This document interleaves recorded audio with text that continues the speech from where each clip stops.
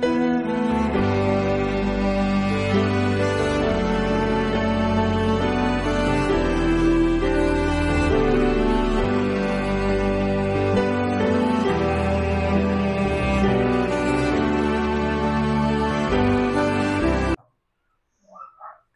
ప్రియమైనటువంటి దేవుని బిడ్డలారా, గతించిన కొన్ని వారములుగా మనము అపోస్తుల యొక్క జీవితాలను గురించి మనము ఆలోచిస్తూ వస్తున్నాం. ఆ క్రమంలో ఈరోజు కూడా లేఖనములో నుండి ఒక అపోస్తులను గురించి ఆలోచించుకోబోతున్నాం. ఆయనే మనకందరికీ సుపరిచితమైన తోమా గారి యొక్క జీవిత చరిత్రను గురించి ఈరోజు కొద్ది నిమిషాలు మనం ఆలోచన చేసుకుందాం. వాస్తవానికి చెప్పాలంటే లేఖనంలో రాయబడినటువంటి అపోస్తుల అందరి జీవితాలు కూడా మనము నిమిషాలలోనో గంటల్లోనో ఆలోచించుకున్నంతే అంత మరి సులభమైనది కాదు. కాకపోతే దేవుని యొక్క కృప వలన మనకున్నటువంటి సమయమును బట్టి పరిశుద్ధాత్మ యొక్క సహాయంతో మనము వీలైనంత వరకు క్లుప్తంగా ఒక్కొక్కరి యొక్క జీవితాలను గురించి మనం ఆలోచిస్తూ వస్తున్నాం. వింటున్నటువంటి ఈ కొన్ని విషయాలనే మనము సరిగ్గా అర్థం చేసుకొని వారి యొక్క జీవితాలని మనకు ఒక మాదిరిగా తీసుకుంటే నిజంగా మనం ఎన్నో నేర్చుకోవచ్చు. మనము వింటున్నటువంటి కొన్ని విషయాలనే మనము జాగ్రత్తగా ఆలోచించి జాగ్రత్తగా ఆలకించి మనము వారిలా బ్రతకాలి అన్నటువంటి ఒక తీర్మానంతో బ్రతకగలిగితే మనం ఎన్నో విషయాలలో మరి దేవునికి ఇష్టలుగా ఉండటానికి ప్రయత్నం చేయవచ్చు. ఆ రకంగా ఒక్కొక్క అపోస్తుల యొక్క జీవితాలను కూడా మనము ఇంతవరకు ఆలోచించుకొని వచ్చాము. ఒకరి జీవితంలో మరొక జీవితము లేదు అని మనం చూసాం. ఒకరిలో ఉన్నటువంటి గొప్ప విషయం మరొకరిలో లేదు అని చూసాం. వారికి దేవుడు ఇచ్చినటువంటి కృపను బట్టి ఒక్కొక్కరు కూడా ప్రత్యేకించబడినటువంటి విషయాలలో ఒక్కొక్కరు కూడా దేవుని కొరకు ఎంతగానో గొప్పగా వాడబడ్డారు. వారిలో ఉన్నటువంటి గొప్ప లక్షణాలు మరి మనము తెలుసుకునే అవకాశమును దేవుడు కల్పించాడు. ఆ విధంగా చూసుకుంటే ఈరోజు మనము అపోస్తులైనటువంటి తోమా గారిని గురించి మనము ఆలోచించుకుంటే సహజంగా ఈ సమాజం మరి మనుషుల్లో ఉన్నటువంటి మంచితనాలన్నీ విడిచిపెట్టి ఎక్కడైనా ఒక చిన్న నెగిటివ్ సంగతి ఉంటే అదే ఎక్కువగా మనుషులు మరి ఎక్స్పోజ్ చేస్తారు. తోమా గారి యొక్క జీవితంలో మనం చూసుకుంటే ఆయనలో ఎన్నో గొప్ప లక్షణాలు ఉన్నాయి. వాస్తవానికి చెప్పాలంటే మిగిలిన అపోస్తులలో లేనటువంటి గొప్ప లక్షణాలు తోమా గారిలో ఉన్నాయి. కానీ తోమా గారు అనగానే సహజంగా సమాజం ఏమని అర్థం చేసుకున్నది, ఆయన ఒక సందేహించే వ్యక్తి, సందేహపరుడు, డౌట్ఫుల్ థామస్ అంటారు. అయితే ఆయనలో ఎన్ని గొప్ప లక్షణాలు ఉన్నాయి అన్నదే మనకి అర్థం కాదు. కానీ ఇది సహజంగా మనుషుల్లో ఉన్నటువంటి లక్షణం ఏంటి, అవతలి వారిలో ఉన్నటువంటి కొరతలని చెప్పటంలో మనము మనకంటే గొప్ప వాళ్ళకి ఎవరు ఉండరు. అవతల వారి కొరతలు చెప్పుకోవటంలో అలాగని వాళ్ళకంటే మనం ఏమైనా గొప్ప విశ్వాసులమా అంటే ఏమీ లేదు. అందుకే యేసు ప్రభువు అన్నాడు, మొదట నీ కంటిలో ఉన్న దూడమును తీసివేసుకున్నాడు, ఆ తర్వాత ఎదుటివాడి కంటిలో ఉన్న నలుసుని తీసివేయదు అన్నాడు. కాబట్టి మొదట మనలో వారిని పోల్చుకోవటానికి మనలో ఏ యోగ్యత ఉందో చూసుకోవాలి. వాళ్ళ దగ్గర ఉన్నటువంటి కొరతలు చెప్పే ముందు మన దగ్గర ఏ యోగ్యత ఉందో చూసుకోవాలి. శిష్యుల్లో ఈ భేదం లేదు. శిష్యులు ఎవరు కూడా తోమాను చూసి నువ్వు సందేహపడిన వాడివి, నువ్వు అవిశ్వాసి అని ఎవరో చెప్పలే. మనం కూడా చెప్పటానికి సరిపోము, అంతే కదండి. ఈజీగా చెప్పేస్తాం, తోమానా అతను సందేహపరుడు, సందేహించేవాడు అని మనం తొందరగా చెప్పేస్తాం. మనకేమో అబ్రహాము కంటే గొప్ప విశ్వాసం ఉన్నట్టు. కానీ మనం ఎప్పుడు ఒక విషయాన్ని గుర్తుంచుకోవాలి, వీలైనంత వరకు అవతలి వ్యక్తిలో ఉన్నటువంటి మంచి లక్షణాలనే మనం ఎక్కువగా చూడాలి. బైబిల్ ఏమని సెలవిస్తుందని మనకి ఒకసారి ఆ వచనం చూసుకొని ముందుకెళదాం. ఫిలిప్పీయులకు రాసిన పత్రిక 4వ అధ్యాయము 8వ వచనాన్ని ఒకసారి చదువుకుందాం.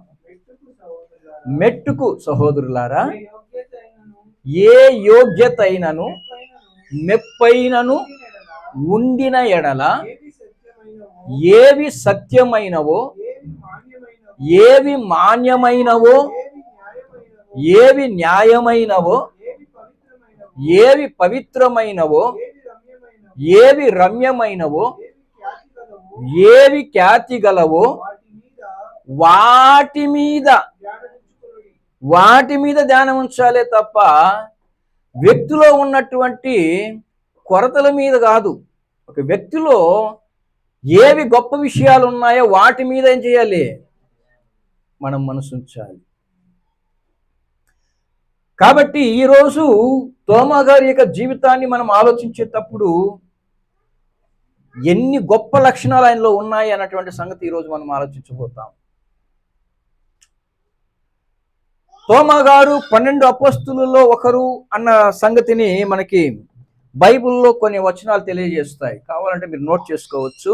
మత్తయి రాసిన సువార్త 10వ అధ్యాయము 3వ వచనం, మార్కు సువార్త 3వ అధ్యాయము 18వ వచనం, లూకా సువార్త 6వ అధ్యాయము 15వ వచనం. ఈ వచనాలలో తోమా గారు 12 మంది శిష్యులలో, అపోస్తులలో ఒకరుగా మనకి అక్కడ కనబడతారు. తోమా గారి యొక్క పేరుకు అర్థం, తోమా అన్నటువంటి పేరు అరామిక్ భాషకు చెందినది. అరామిక్ భాషల్లో తోమా అనియు, గ్రీకు భాషలో దిదుము అని ఆయనకి పేరుంది. ఆశ్చర్యం ఏంటంటే తోమా అన్న దిదుము అన్న 2 పేర్లకు ఒకటే అర్థం ఇస్తుంది. ఏంటి అంటే తోమా అన్న దిదుము అన్న ట్విన్స్ అని అర్థం ఇస్తుంది, కవలలు. మనకి ఎక్కడ చరిత్రలో కనబడదు, కానీ ఒకవేళ ఎందుకు ఆయనకి కవలలు అన్నటువంటి అర్థం ఇచ్చే పేరు పెట్టారు అని ఆలోచించుకుంటే, ఒకవేళ ఆయనతో పాటు మరొకరు ఏమైనా జన్మించి ఉండవచ్చు అని చరిత్రకారులు మరి అంటున్నారు. ఇది తోమా అన్నటువంటి పేరు ఎలా వచ్చింది అంటే,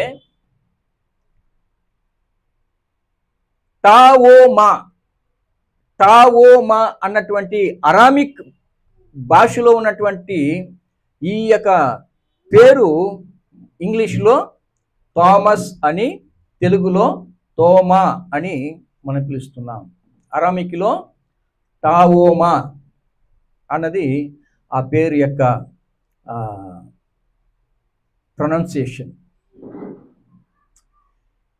తోమా గారి యొక్క కుటుంబమును గురించి, కుటుంబ వ్యవస్థను గురించి బైబిల్లో కానీ చరిత్రలో కానీ మనకి కనబడదు. అయితే ఈయన గలిలయ ప్రాంతంలో మరి జన్మించాడు అని మరి ఆయన గురించి చెప్పబడుతుంది. ఇతని యొక్క వృత్తి ఏంటి అంటే, కొంతమంది చరిత్రకారులు ఆయన ఒక చేపలు పట్టే మత్స్యకారుడు అని చెబుతున్నారు. కొంతమంది చరిత్రకారులు ఆయన యొక్క కార్పెంటర్, వడ్రంగివాడు అని కూడా చెబుతున్నారు.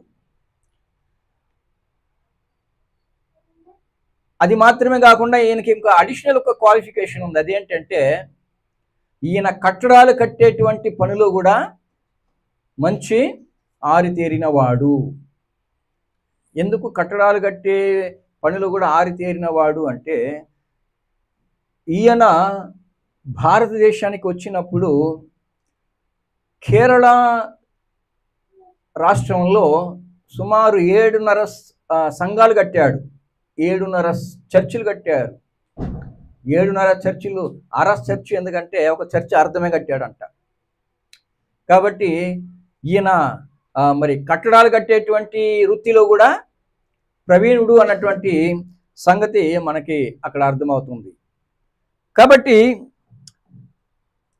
ఈయన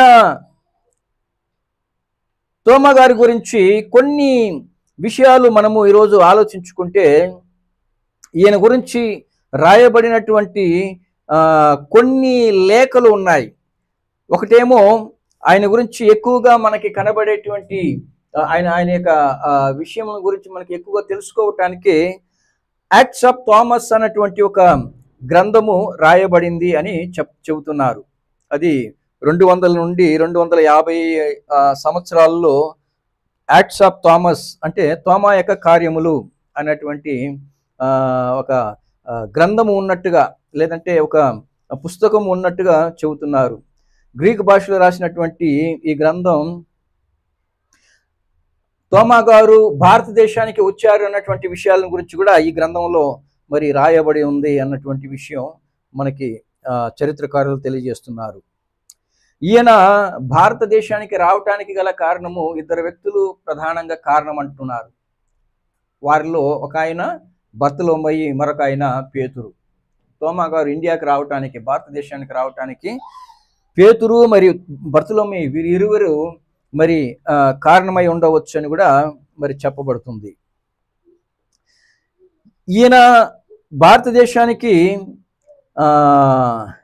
వచ్చినప్పుడు భారతదేశంలో ఉన్నటువంటి ఆ రోజుల్లో భారతదేశంలో ఒక రాజు పరిపాలిస్తున్నాడు. ఆయనే గొందాఫారెస్ అనేటువంటి రాజు మరి ఈయన ఇండియాకి వచ్చేటువంటి ఆ రోజుల్లో పరిపాలిస్తున్నట్టుగా మరి చెప్పబడుతుంది. తర్వాత యూసిబియస్ ఆఫ్ సిసిరియా అంటే కైసరు యొక్క యూసిబియస్ అనేటువంటి చరిత్రకారుడు, ఇతను ప్రాచీన చరిత్రకారుడు. 2060 నుండి 340 వరకు ఈయన మరి తోమా గారిని గురించి రాస్తూ, తోమా గారు మరి ఇరాన్, ఆఫ్ఘనిస్తాన్ ప్రాంతాల్లో సేవ చేశారని, ఆ తర్వాత అక్కడి నుండి తూర్పు దిశగా వచ్చి పంజాబ్లో కొన్ని దినాలు ఆయన సేవ చేశాడని, పంజాబ్ నుండి కేరళకు వచ్చాడని, కేరళలో మరి ఆయన సేవ చేసినప్పుడు అక్కడ మరి 7.5 సంఘాలు కట్టాడని, అక్కడ నుండి మళ్ళీ మన భారతదేశంలో చెన్నైకి వచ్చి ఆయన తన యొక్క జీవితాన్ని ముగించాడు అన్నటువంటి సంగతులను మరి సెయింట్ ఎఫ్రెం అనేటువంటి చరిత్రకారుడు ఈ విషయాల గురించి కూడా రాస్తున్నాడు. ఈ తోమా గారి యొక్క పరిచర్య విషయాలను గురించి మనం ఆలోచించుకున్నప్పుడు, వాస్తవానికి తోమా గారిని గురించి, ఆయన యొక్క పరిచర్యను గురించి ఆలోచించినప్పుడు ఎక్కువగా మనం విన్నది ఏంటంటే ఆయన ఒక సందేహపరుడు, డౌట్ఫుల్ థామస్ అన్నట్టుగా మనం వింటాం. కొన్ని విషయాలు మనం ఇప్పుడు చదువుకునేటప్పుడు నిజంగా ఆయన ఎంత గొప్ప విశ్వాసం కలిగిన వాడు, ధైర్యం కలిగిన వాడు, దేవుని కొరకు అంటే ప్రభువు కొరకు ఏమైనా చేయటానికి తెగించినటువంటి ఒక వ్యక్తి అన్నటువంటి విషయాలు కొన్ని మనకి కనబడతాయి. అందులో ఒక సందర్భంలో ప్రభువైన యేసుక్రీస్తు బెతానియాలో ఉన్నటువంటి లాజరు మరి వ్యాధిన పడి ఉన్నాడు అన్నటువంటి విషయం మరి యేసు ప్రభువుకి తెలియగానే యేసు ప్రభు వెంటనే బెతానియాకి వెళ్ళరు. 2 రోజుల తర్వాత మరి వెళ్ళాలి అని అనుకున్నప్పుడు, ఎందుకు 2 రోజుల తర్వాత వెళ్ళాలి అని అనుకుంటే, అక్కడ యేసు ప్రభువు యొక్క ఉద్దేశం ఏంటంటే ఆయన చేయబోయేటువంటి కార్యం ఏదైతే ఉందో అది ప్రతి ఒక్కరి మధ్యలో కూడా దేవుని మహిమపరిచేటువంటి ఒక కార్యముగా ఉండాలి అన్నది యేసు ప్రభు యొక్క ఆలోచన. ఈ క్రమంలో 2 రోజులు అయిన తర్వాత యేసు ప్రభు వచ్చి మరి తన శిష్యులతో అంటారు, మనము బెతానియాకి వెళ్ళాలి, లాజర్ని మనం చూడాలి అన్నప్పుడు శిష్యులు ఏమంటారంటే, ఒకసారి చదువుకుందాం ఆ మాట. యోహాను రాసిన సువార్త 11వ అధ్యాయము 7వ వచనం చూడండి.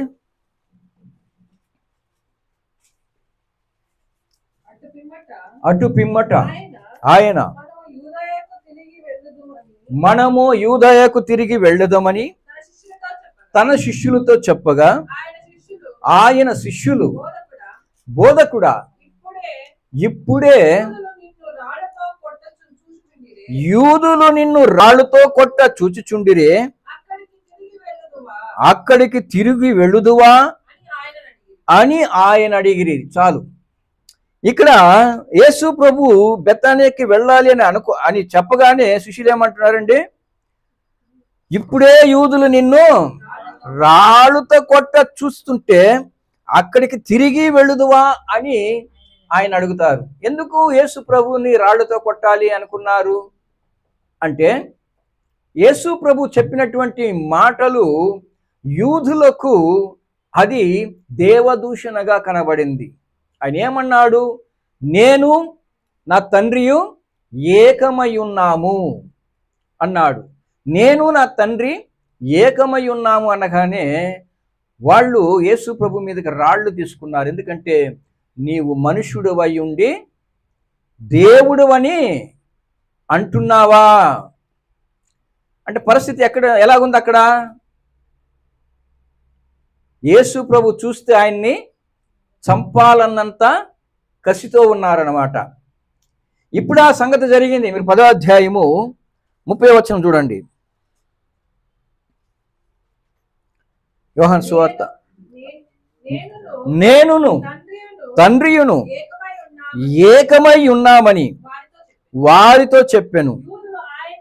యూదులు ఆయనను కొట్టవలనని మరలా రాళ్ళు చేత పట్టుకొనగా, యేసు తండ్రి యొద్ద నుండి అనేకమైన మంచి క్రియలను మీకు చూపితిని, వాటిలో ఏ క్రియ నిమిత్తము నన్ను రాళ్ళుతో కొట్టుదురని వారిని అడిగాను.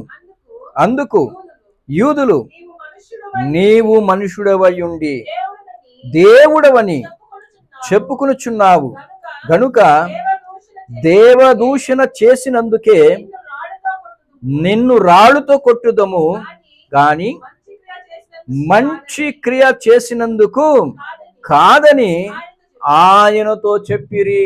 అంటే యేసు ప్రభువుని దేవుడుగా స్వీకరించడానికి వాళ్ళకి ఇష్టం లేదు. అది వారి దృష్టి ఎలాగుంది? మాకు దేవుడు ఒక్కడే, ఆయన తప్ప వేరొక దేవుడు మాకు లేడు. నీవు మనుషుడు అయి ఉండి ఏమంటున్నావు?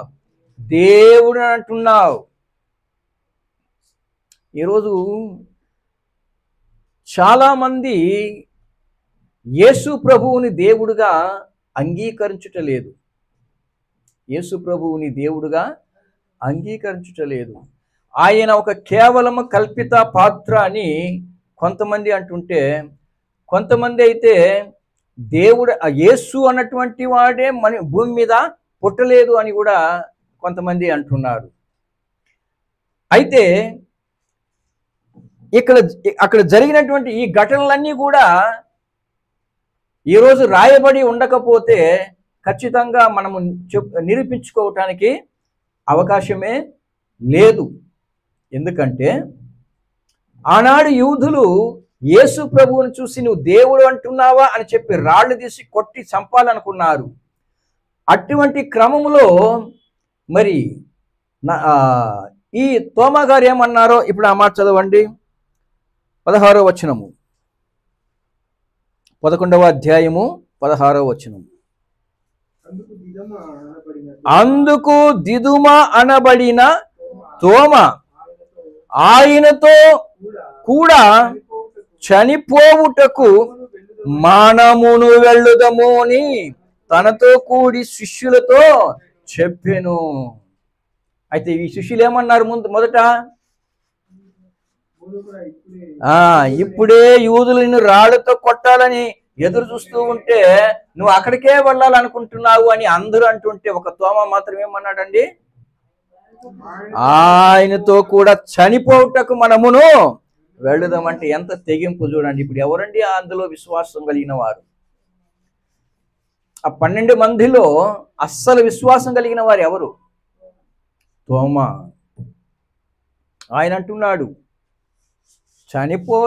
పోతే ప్రాణమే కదా పోతుంది, ప్రభు కొరకు పోతే పోని, వెళ్దారండి, ఆయనతో కూడా మనం కూడా చచ్చిపోదాము అన్నటువంటి తీర్మానానికి వచ్చేసారు. అంటే ఆలోచన చేసి చూడండి ప్రియులారా, తోమా గారు ఆయన యొక్క ధైర్యము, ఆయనతో పాటు ఇతరులను కూడా ధైర్యపరిచేటువంటి విధానం మనకి అక్కడ కనబడుతుంది. అంటే సందేహపరుడు అని చెప్పినటువంటి ఈ తోమాయే అందరికంటే విశ్వాసం కలిగిన, ధైర్యం కలిగినటువంటి ఒక వ్యక్తిగా మనకి కనబడుతున్నాడు. అంటే చావుకు కూడా తెగించినటువంటి ఒక వ్యక్తిగా మనకి తోమా గారి యొక్క ధైర్యమును బట్టి, ఇక్కడ ఆయన చెప్పినటువంటి మాటలను బట్టి మనకి అర్థమవుతుంది. అంత మాత్రమే కాదు, తోమా గారి వలన మనము లేఖనములో గొప్ప గొప్ప సంగతులను మనము చూడవచ్చు. ఒకటి, యేసు ప్రభువు కొరకు ప్రాణాన్ని అర్పించేంతగా విశ్వాసము కలిగినటువంటి ఒక వ్యక్తిగా తోమా ఇక్కడ మనకు కనబడుతున్నారు. మనం తోమాలో నుండి కేవలము సందేహాన్ని కాదు మనం నేర్చుకోవాల్సింది, ప్రభువు కొరకు ప్రాణాన్నిచ్చేంత ధైర్యము తోమాలో ఉంది అన్నటువంటి విషయం మనకి నేర్చుకోవటానికి ఒక గొప్ప విషయంగా ఇక్కడ మనకు కనబడుతుంది. అది మాత్రమే కాదు ప్రియులారా, యేసు ప్రభువు ఆయన పరలోకముల గురించి ఒక మర్మము, ఈరోజు తోమా గారు ఆ ప్రశ్న వేయకపోతే లోకానికి అది తెలిసేది కాదు, నీకు నాకు కూడా తెలిసేది కాదు. ఈరోజు క్రైస్తవులు మాత్రమే కాకుండా లోకమంతటికి సువార్త చెప్పటానికి తోమా గారు అడిగినటువంటి ఒక ప్రశ్న కేంద్ర బిందువుగా ఉంది. అదేంటో తెలుసా? యేసు ప్రభు అన్నాడు, నా తండ్రి ఇంట అనేక నివాస స్థలములు ఉన్నాయి, నేను వెళ్ళి మీకు స్థలమును సిద్ధపరచెదను అని చెప్పవచ్చు, కానీ నా తండ్రి ఇంట అనేక నివాస స్థలములు ఉన్నాయి అంటాడు. అప్పుడు ఆ మాట కూడా చదువుకుందాం ఒకసారి. యోహాను రాసిన సువార్త 14వ అధ్యాయము 3 నుండి చూడండి.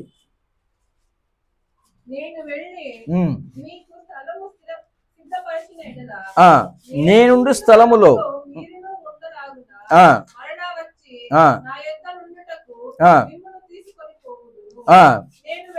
నేను వెళ్ళుచున్న స్థలమునకు మార్గము మీకు తెలియును అని చెప్పాను. అందుకు తోమా, ప్రభువా ఎక్కడికి వెళ్ళుచున్నావో మాకు తెలియదే, ఆ మార్గం ఎలాగు తెలియనని ఆయనను అడుగగా, నువ్వు ఎక్కడికి వెళుతున్నావో మాకు తెలియదు కదా ప్రభువా, మరి నువ్వు వెళ్ళేటువంటి ఆ స్థలానికి మార్గం ఎలా ఏదో మాకు తెలియదు కదా అంటే, అప్పుడు ప్రభు అంటాడు, యేసు నేనే మార్గమును సత్యమును జీవమును, నా ద్వారానే తప్ప ఎవడును తండ్రి యొద్దకు రాడు. ఇది లోకమంతటికి తెలియవలసినటువంటి ఒక గొప్ప సత్యము. యేసు ప్రభు తప్ప ఏ షార్ట్ కట్ కూడా పరలోకానికి వెళ్ళటానికి లేదు అన్నటువంటి సత్యము లోకమునకు తెలియజేయటానికి. ఈరోజు అంటారు అందరూ ధర్మకార్యాలు చేస్తే స్వర్గానికి వెళ్ళిపోతారు అని, భూమి మీద మంచి కార్యాలు చేస్తే పుణ్యకార్యాలు చేస్తే స్వర్గానికి వెళ్ళిపోతారు. ఏ కార్యం చేసినా ఎవ్వరూ పరలోకానికి వెళ్ళే అర్హత పొందలేరు. ఒకటే మార్గం ఏంటి? యేసు ప్రభు వలనే మనము పరలోకములోనికి ప్రవేశించగలం. కాబట్టి ఈరోజు లోకమంతటికి ఈ తోమా ఈ ప్రశ్న అడగకపోతే ఈ వాక్యం లోకానికి తెలిసేది కాదు. ప్రభు చెప్పినటువంటి ఈ మర్మం ఎవ్వరికి కూడా తెలిసేది కాదు. ఎందుకంటే లోకం ఏమనుకున్నదంటే లోకంలో మంచి పనులు చేస్తే అందరూ పరలోకానికి వెళ్ళిపోతారు. నో, యేసు ప్రభు లేకుండా ఎవ్వరు కూడా యేసు ప్రభువును దాటుకొని పరలోకానికి వెళ్ళే అవకాశము లేదు. ఎవ్వరు వెళ్ళాలన్నా యేసు ప్రభు ద్వారానే వెళ్ళాలి అన్నప్పుడు తోమా గారు ఈ ప్రశ్న అడగకపోతే లోకానికి ఆ సత్యం తెలిసేది కాదు. అప్పుడు ఆలోచించేది చూడండి. ఈ గొప్ప విషయాలు మరి తోమా గారిలో ఆయన వలన మనము నేర్చుకుంటున్నామంటే తోమా గారి యొక్క విశ్వాసం, తోమా గారి యొక్క ధైర్యం, తోమా గారి యొక్క త్యాగం ఇవన్నీ కూడా మనకి తెలిసి ఉండేవే కాదు అన్నటువంటి విషయం మనకి ఇక్కడ అర్థమవుతుంది. చారిత్రకంగా తోమా గారు ఆయన పెంతెకోస్తు దినము తర్వాత మొదట పర్షియా ప్రాంతంలో సువార్త ప్రకటించారని, అక్కడ నుండి మరి పంజాబ్కి వెళ్ళి అక్కడ మరి సువార్తను ప్రకటించి అక్కడ నుండి కేరళకు వచ్చి కేరళలో అక్కడ ఆయన ఏడర పల్లిగల్ అంటారు, మలయాళంలో ఏడర పల్లిగల్ అన్నటువంటి 7.5 సంఘాలని స్థాపించారు అని చరిత్ర చెబుతుంది. వాటిలో తోమా గారు స్థాపించినటువంటి 7 సంఘాలలో ఒకటి కొడుంగల్లూర్ అన్నటువంటి ప్రాంతంలో ఒకటి, పాలయూర్ అన్నటువంటి ప్రాంతంలో ఒకటి, పరవూర్ అన్నటువంటి ప్రాంతంలో మరొకటి, కొక్కోమంగళం అన్నటువంటి ప్రాంతంలో ఒకటి, నిరణం అన్నటువంటి ప్రాంతంలో ఒకటి, నిలక్కల్ లేదంటే చాయల్ అన్నటువంటి ప్రాంతంలో ఒకటి, కొల్లంలో ఒకటి. ఈ విధంగా 7 సంఘాలు అయితే ఒక అర్ధ సంఘం అన్నది తిరువితాంకోడ్ అన్నటువంటి మరి తమిళనాడు బార్డర్లో అంట, అది కేరళకి తమిళనాడుకి ఉన్నటువంటి బార్డర్లో ఒక సంఘాన్ని అంటే అర్ధ సంఘాన్ని, ఈ విధంగా 7.5 సంఘాలు మరి ఈయన తోమా గారు నిర్మించారు అని ఆయన గురించి చెప్పబడుతుంది. ఈ కేరళకు చెందినటువంటి క్రైస్తవులు అంటే అప్పటి దినాలలో క్రైస్తవులను ఏమని పిలిచేవారంటే థామస్ క్రిస్టియన్స్ అని లేదా నజరానీలు అని మరి అప్పట్లో క్రైస్తవుల్ని పిలిచేవారంట. ఎప్పుడు తోమా గారు కేరళకు వచ్చినప్పుడు తోమా గారిని ఎవరెవరైతే వెంబడిస్తున్నారో, ఎవరైతే ఫాలోవర్స్ ఉన్నారో వారిని మరి నజరానీస్ అని అప్పట్లో పిలిచేవారు అని చరిత్రకారులు చెబుతున్నారు. తోమా గారు మరి యేసు ప్రభు యొక్క పునరుద్ధానమును గురించి శిష్యులతో మరి ఆయన కనుపరుచుకొని ఆయన పునరుద్ధానుడై లేచి వచ్చినప్పుడు తోమా గారు ఆ సందర్భములో ఉండడు. అయితే మనం అనుకుంటాము తోమా గారు మరి అక్కడ లేడు కాబట్టి శిష్యులైతే యేసు ప్రభు పునరుద్ధానుడై రాగానే నమ్మేశారు, ఈయన అక్కడ లేడు కాబట్టి ఆయన చేతుల్లో మరి ఆ యొక్క గాయాలు, ఆయన యొక్క శరీరంలో ఆ యొక్క గాయాలు చూస్తే కానీ నేను నమ్మను అన్నాడు. కాబట్టి వాళ్ళకంటే విశ్వాసంలో ఈయనే కొంచెము తక్కువ వాడు అన్నట్టుగా మనకు అనిపిస్తుంది. వాస్తవానికి చెప్పాలంటే మొదట తన శిష్యులకి ఆయన కనపరుచుకున్నప్పుడే ఆయన గాయాలని చూపించాడు. ఎవరికి? మొదట ఎప్పుడైతే శిష్యుల దగ్గరకు వచ్చాడో, శిష్యుల దగ్గరికి ఏ విధంగా అయితే వచ్చాడో వచ్చినప్పుడు ఆయన తన గాయాలని కనపరుచుకున్నాడు. అప్పుడు వాళ్ళు కూడా చూశారు కాబట్టి నమ్మి ఉండవచ్చు అని నేను అనుకుంటున్నాను. అర్థమవుతుందా? ఇప్పుడు సామాన్యంగా ఆయన వచ్చి నేనే మరి మీ బోధకుడిని లేదంటే మీ గురువుని అని అనుకుని ఉంటే వాళ్ళు కూడా నమ్మి ఉండేవాడు కాదేమో. అర్థమవుతుందా? అయితే ఆయన రాగానే తన యొక్క గుర్తులు చూపించాడు, ఆయన తన గాయాలు చూపించాడు. చదవండి ఆ మాటలు కూడా యోహాను రాసిన సువార్త 20వ అధ్యాయము ఆ, ఉమ్, ఉమ్. యేసు వచ్చి మధ్యన నిలిచి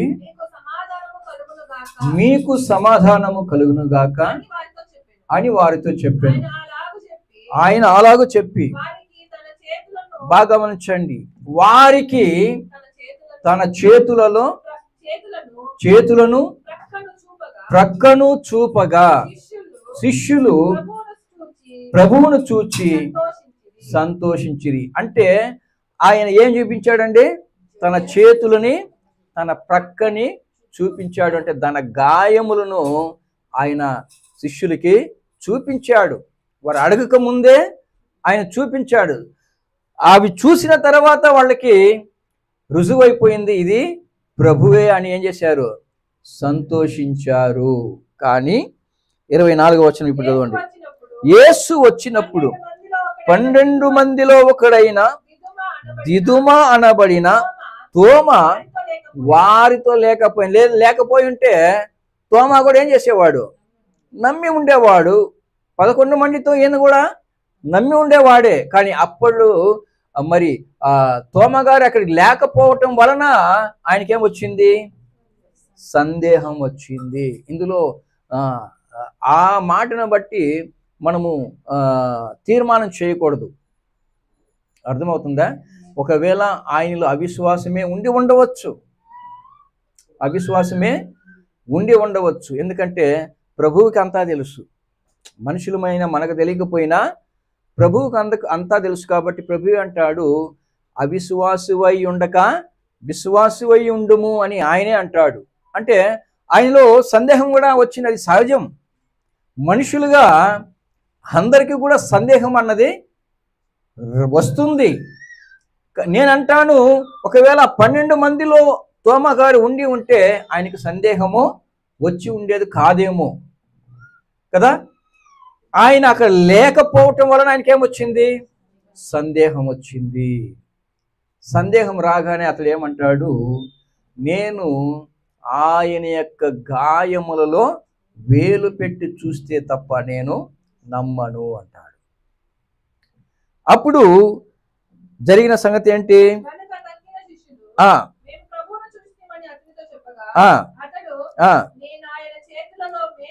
గుర్తును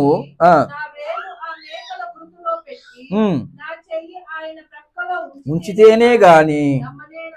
బాగా గమనించండి, వాళ్ళు కూడా ఏం చూశారు? చేతులను చూశారు, ఆయన ప్రక్కన చూశారు. ఇప్పుడు వాళ్ళు అవన్నీ చెప్పలేదు. మేము చేతులు చూసాము, ప్రక్కన చూసాము అని చెప్పలేదు. అయితే వాళ్ళు చూశారు కాబట్టి వాళ్ళు నమ్మారు. కానీ ఈయనకు కూడా ఏం ఆశ ఉంది?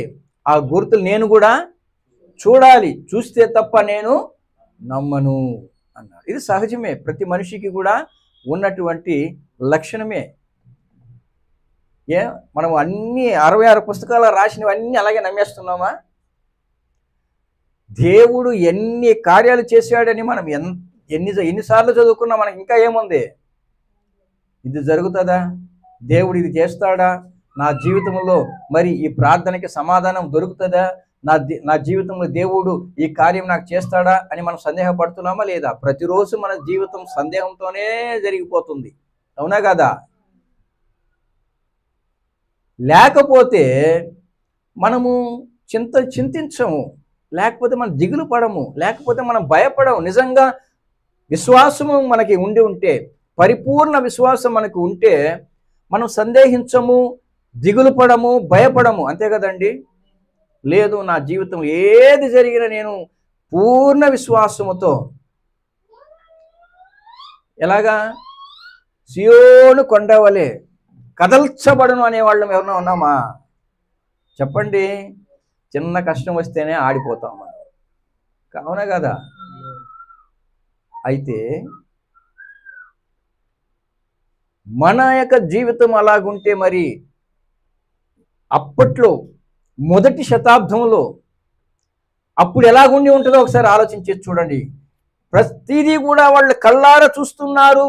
వాళ్ళు అనుభవిస్తున్నారు అంటే వాళ్ళకి సందేహం ఉంటుందా ఉండదా? ఉంటుందా ఉండదా? ఉంటుందండి, ఉంటుంది. కాబట్టి తోమా గారు అడిగినటువంటి ప్రశ్నలో మరి మనము ఆయనని తక్కువ అంచనా వేయటానికి కాదు,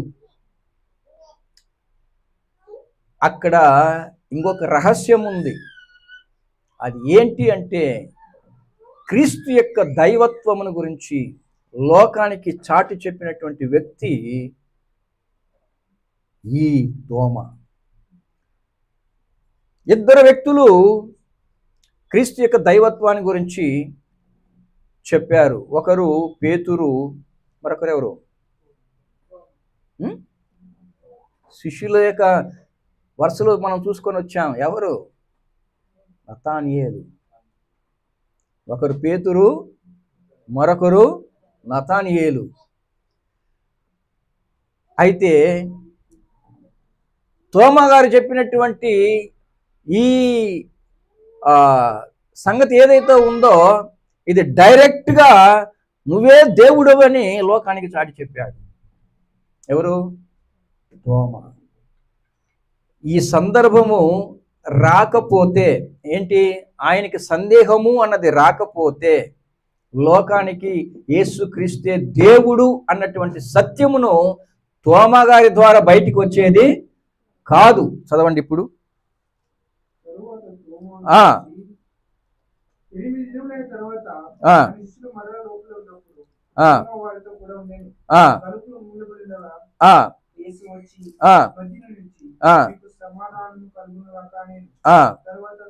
తోమాను చూసి నీ వేలు ఇటు చాచి నా చేతులు చూడుము, నీ చెయ్యి చాచి నా ప్రక్కలో ఉంచి అవిశ్వాసివి కాక విశ్వాసివై ఉండుమనెను. అందుకు తోమా ఆయనతో నా ప్రభువా నా దేవా అన్నాడు. చూడండి, యేసు ప్రభు లోక రక్షకుడిగా దేవాది దేవుడుగా ఆయన తండ్రితో సమానముగా ఉండుట విడిచిపెట్టకూడని భాగ్యమని ఎంచక లోకానికి వచ్చినటువంటి లోక రక్షకుడు ఆయన దేవుడు అని లోకానికి తెలియచేయటానికి తోమా దేవుడు వాడబడినటువంటి ఒక పాత్ర అన్నది ఇక్కడ మనకు అర్థమవుతుంది.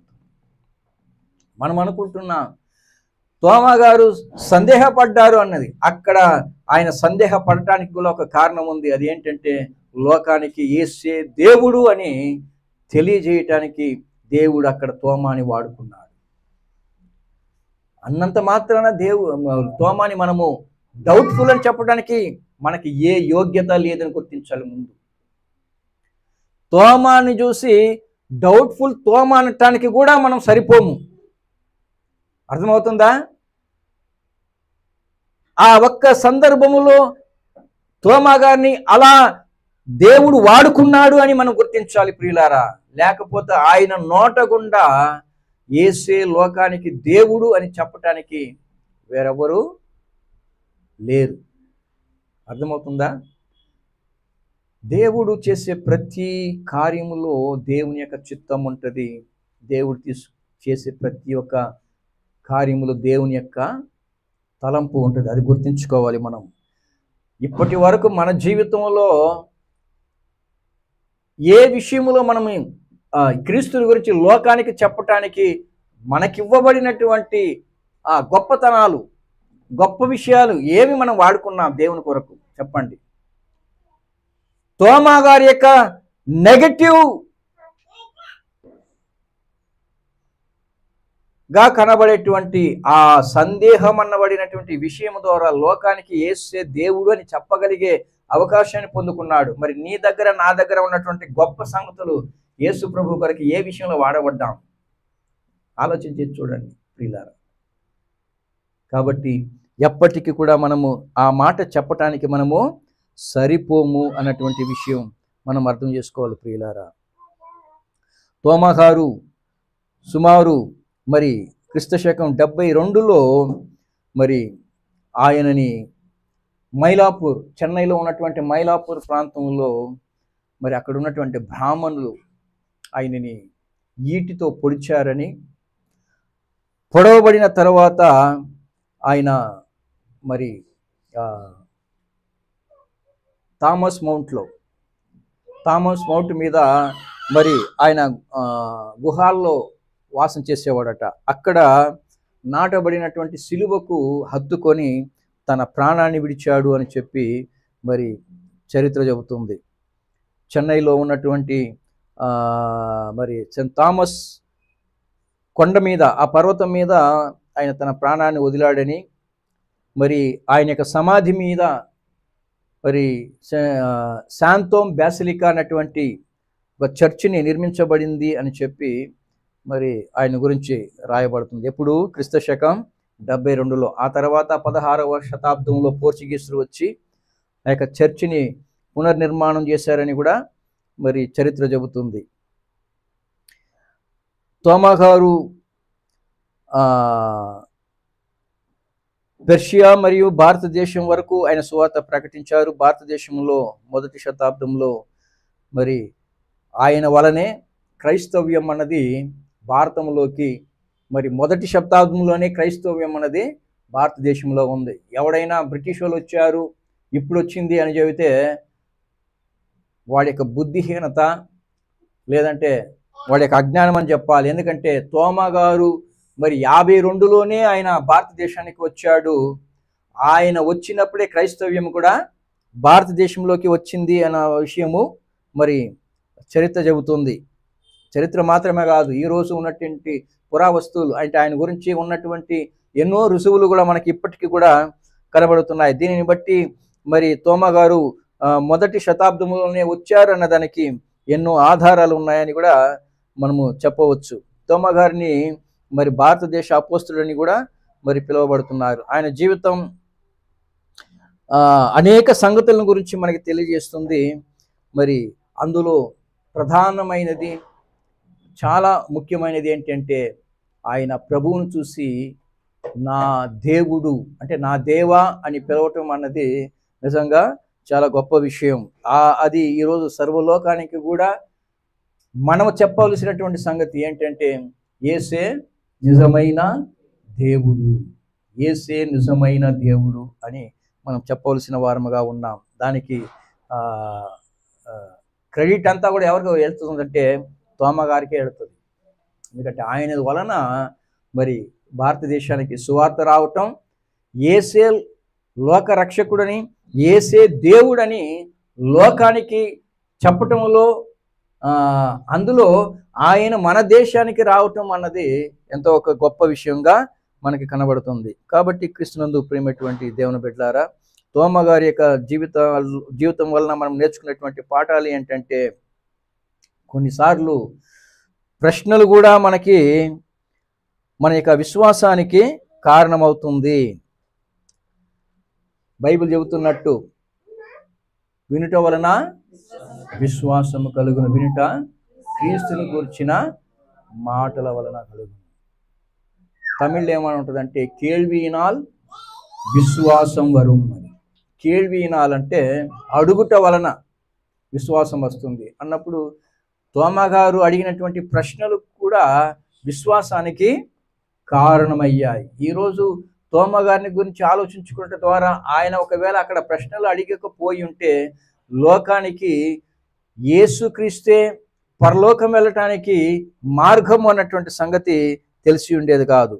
అంతే మాత్రమే కాకుండా సందేహాల్లో కూడా దేవుడు మరి గొప్ప కార్యాలు లోకానికి తెలియజేస్తాడు అన్నటువంటి విషయాన్ని తోమా గారి వలన మనము నేర్చుకుంటున్నాం. ఒకవేళ ఆ సందేహం అన్నది తోమా గారికి ఉండకపోతే ఆ 11 మందితో పాటు తోమా గారు కూడా ఒక 12 మంది శిష్యుడుగానే మరి మిగిలిపోయేవాడు. కానీ ఇక్కడ ప్రత్యేకించబడిన ఒక గుర్తుని తోమా గారు పొందుకోవటానికి గల కారణం ఏంటంటే అతనికి వచ్చినటువంటి సందేహం లోకానికి దేవుడు అని యేసు ప్రభుని గురించి తెలియజేయటం అన్నది మనకి ఇక్కడ అర్థమవుతుంది. అంతేకాకుండా మనము క్రీస్తునందు పెట్టినటువంటి విశ్వాసం మనల్ని అనేక దేవుని యొక్క కార్యములు చేయటానికి ప్రేరేపిస్తుంది. తోమా గారు ఏ విధంగా అయితే క్రీస్తు మీద పెట్టినటువంటి ఆ యొక్క పూర్ణ విశ్వాసం, ఆయన ఎన్నో ప్రాంతాలలో సేవ చేసుకుంటూ వచ్చి చివరికి మన భారతదేశంలో ఆయన ఆ దినాలలోనే మరి 7.5 సంఘాలు ఆయన స్థాపించగలిగాడు అంటే మీరు ఆలోచించే చూడండి. ఇప్పుడైనా క్రైస్తవ్యం అన్నది సర్వలోకంలో వ్యాపించి ఉన్నది, ఎవరమైనా కట్టేయచ్చు సంఘాలు. కానీ అప్పట్లో క్రైస్తవ్యమే ఎవరికి తెలియని ఒక దినాలలో ఒక్క వ్యక్తిగా వచ్చి మన భారతదేశంలో, అంటే అప్పుడు ఉన్నటువంటి పరిస్థితులు ప్రాణానికే తెచ్చుకున్నాడు ఆయన. అంటే ఆలోచించి చూడండి, అటువంటి పరిస్థితుల్లో 7.5 సంఘాలు కట్టగలిగాడు అంటే ఆయనకు విశ్వాసం ఎంత గొప్పదో మనకు అర్థం కావాలి. కాబట్టి ఒక తోమా దగ్గర మనం నేర్చుకోవాల్సినటువంటి పాఠాలు ఏంటి అని మనం ఆలోచించుకుంటే, ఒక్కటి, మనుషుల్లో ఎవరిలో కూడా మనము కొరతలని చూడకూడదు. ఆ వ్యక్తుల్లో ఉన్నటువంటి మంచి విషయాలను గురించి మనము ఆలోచించాలి. ఎందుకంటే పనికిరాని వారిని దేవుడు గొప్పగా వాడుకుంటాడు. మనం ఎవరినైతే, అందుకే త్రోసివేయబడిన రాయి తలకు మూలరాయి ఆయను అంటాడు. అంటే మనం ఏదైతే మనం నిర్లక్ష్యం చేస్తామో వారిని దేవుడు గొప్పగా వాడుకుంటాడు. ఇంకొక విషయం గుర్తుంచుకోండి, కొన్ని సందర్భాలలో మనం పనికిరాని వారు అని తీసివేసిన వాళ్ళు కూడా కొన్ని సందర్భాల్లో మనకందరికీ ఎంతో గొప్ప సహాయం చేసిన వారుగా ఉంటారు. గుర్తుపెట్టుకోండి, మనం ఎవరినైతే నిర్లక్ష్యంగా తలుచుకుంటామో, నా జీవితంలో కొంతమందిని ఈరోజు కూడా నేను ఆలోచించుకుంటాను. ఎందుకంటే వాళ్ళు చేసిన, ఈరోజు మన మధ్యలో వాళ్ళకి మంచి పేరు లేకపోవచ్చు, కానీ వాళ్ళు చేసినటువంటి సహాయము వారి వలనే అది జరిగింది అన్నప్పుడు నిజంగా నేను చాలా సంతోషిస్తాను వాళ్ళ గురించి. ఒకవేళ ఆ సందర్భంలో వాళ్ళే లేకపోతే ఆ సహాయం మనకి దొరికేది కాదేమో అన్నట్టుగా నేను ఆలోచిస్తాను. కాబట్టి క్రీస్తునందు ప్రియమైనటువంటి దేవుని బిడ్డలారా, బైబిల్ సెలవిస్తున్న ప్రకారంగా మనుషుల్లో ఉన్నటువంటి విలువైన గుణాలను గురించి మనం ఆలోచించి ఆ గుణాలని వాళ్ళకి మనము జ్ఞాపకం చేసుకుని వాళ్ళని ఆ గుణాలను బట్టి ప్రోత్సహించాలే తప్ప వాళ్ళు ఉన్నటువంటి కొరతల్ని మనం చెప్పకూడదు.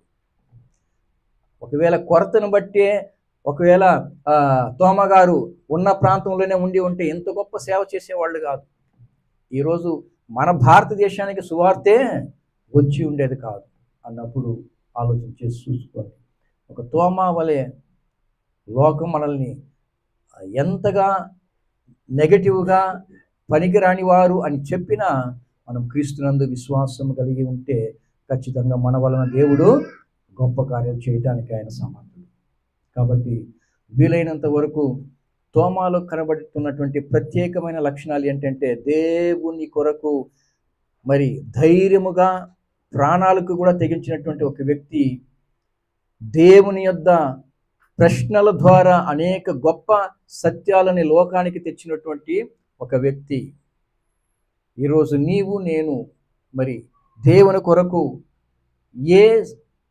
ఏ స్థితిలో ఉన్నామో ఒకసారి ఆలోచన చేసుకొని, ఇటువంటి అపోస్తుల యొక్క జీవితాల ద్వారా మనం నేర్చుకోవటం మాత్రమే కాదు, మనము కూడా ఆ విధంగా వాడబడాలన్నటువంటి ఒక ఆలోచనతో, ఆశతో మనమందరం కూడా ఉందాం. ప్రార్థన చేసుకుందాం.